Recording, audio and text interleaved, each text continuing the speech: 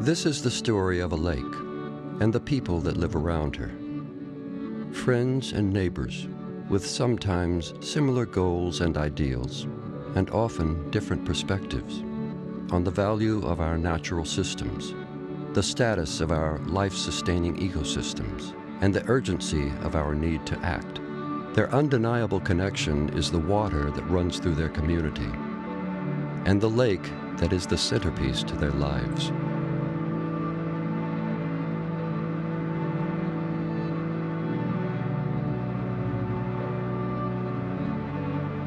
The history in terms of water quality is a sad story.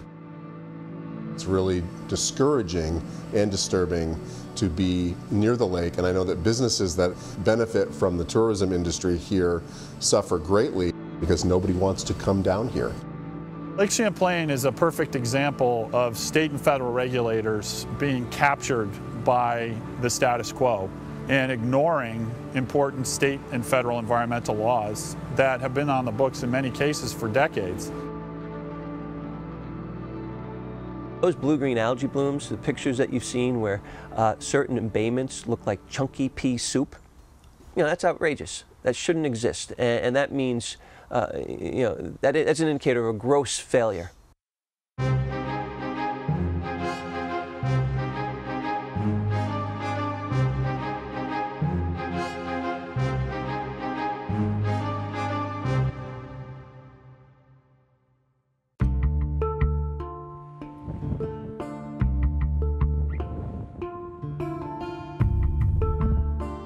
Lake Champlain, bordering Vermont, Quebec, and New York, is the 6th largest freshwater lake in the United States. It is the ecological jewel and economic engine of the region. Yet, the lake is in decline. And the early warning sign of this potentially devastating ecological breakdown? Algae blooms. We've always had algae blooms in Lake Champlain, but beginning about 10 years ago, those algae blooms turned into potentially toxic blue-green algae blooms. And those blue-green algae blooms can seed blue-green algae blooms, these toxic blooms, elsewhere throughout the lake.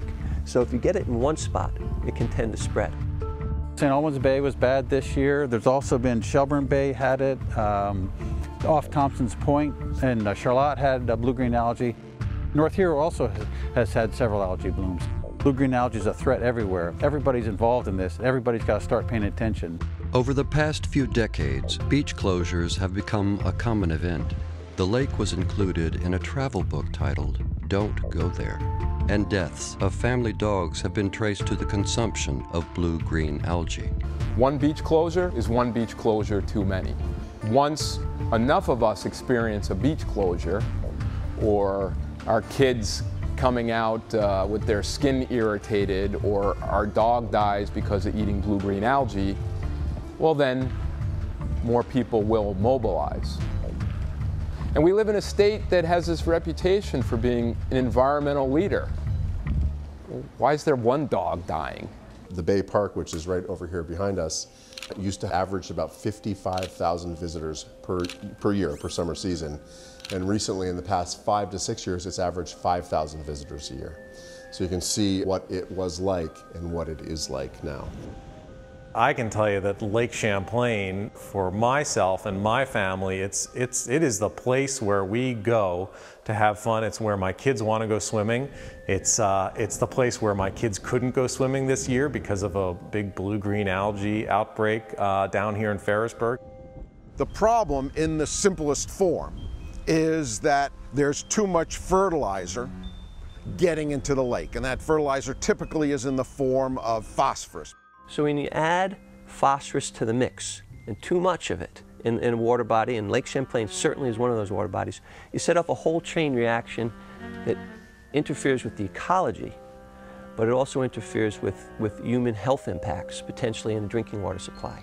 200,000 people drink the water out of Lake Champlain. We haven't yet decreased or stabilized the increase in the amount of phosphorus that is being contributed to Lake Champlain. There are 3 major sources of phosphorus pollution to Lake Champlain: polluted stormwater runoff, big dairy operations or dairy farming, and wastewater treatment plants. And there are problems and violations of the Clean Water Act ongoing with each of those types of sources.